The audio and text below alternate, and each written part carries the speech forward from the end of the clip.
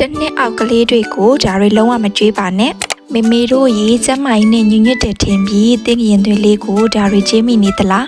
တကယ်တော့အသက်တစ်နှစ်ဟောင်းမှာဒါတွေကအစိတ်တောက်ဖြစ်စေနိုင်ပါတယ်။ဘာတွေလဲဆိုတာအတူတူကြည့်လိုက်ရအောင်။နံပါတ်1ပြားရီမှာပါတဲ့ဘက်တီးရီးယားပိုးမွှားလေးတွေက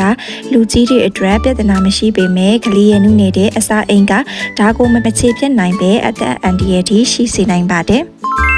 နံပါတ်2နွားနို့မှာပါတဲ့ပရိုတင်းနဲ့တက်တူတက်တွေဟာမိခင်နို့တဲ့အများကြီးပိုများပါတယ်။ဒါကကလေးရဲ့နုနယ်သေးတဲ့ကြောက်ကက်ကိုအယံဝင်ပြီးစေပါတယ်။သွေးရည်နဲ့ယောဂနဲ့အစာချေစနစ်ပြဿနာတွေဖြစ်စေနိုင်လို့တစ်နှစ်ပြည့်မှပဲစားတိုက်ပေးပါ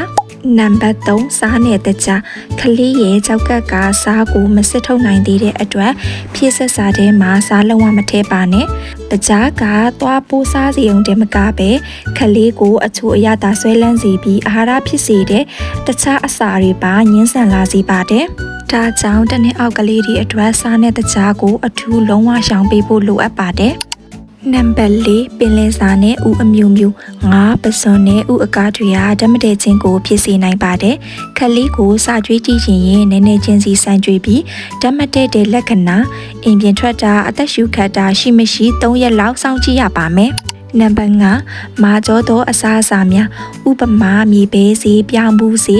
မချက်ပြုတ်ရသေးတဲ့မုံလာဥနီဒါတွေကကလေးကိုဝါရခက်စေပြီးလေချောင်းမှာနင်တက်ပါတယ်အသက်ရှူလမ်းကြောင်းပိတ်သွားနိုင်တဲ့အတွက်အစာတွေကိုပြုတ်ဤနေအောင်ချက်ပြုတ်ပြီးမှကျွေးပါ